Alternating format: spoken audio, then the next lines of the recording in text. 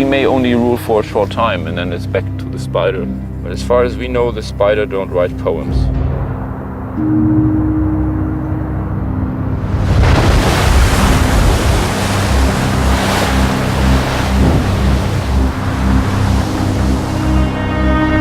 Nature is only great, I think, because man exists.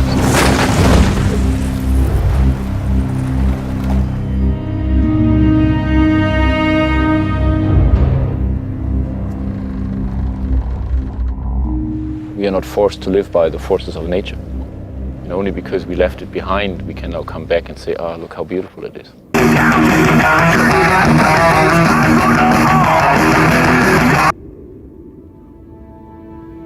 In the beginning, God put a rainbow up on the sky as a kind of a proof for the mankind that he would never let the water rise again.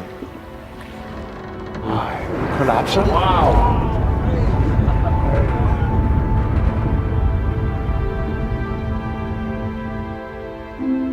Jeg synes, det er så flot, at man forsvinder.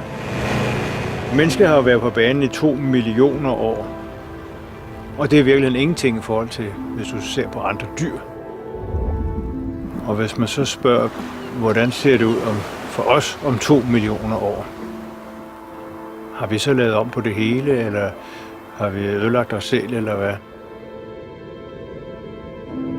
It is a fact that it always heated up and boiled down. And for sure mankind influenced that. But there's, I think, so many factors on such a complex system like the globe that well, okay, it heats up, so what? These flat stones could indicate platforms made by humans.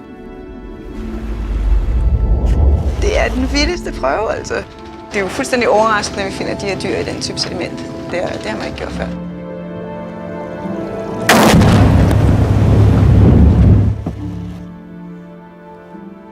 I tilfælde af akut sindssyge, så har vi en kanyle, så man kan jogge i nakken på folk.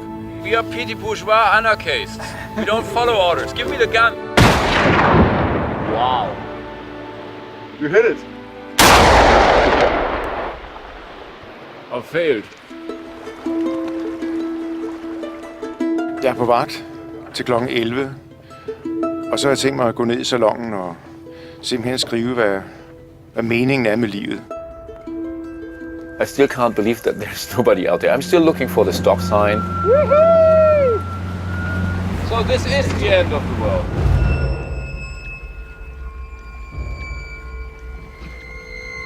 Kinda gives me the creeps.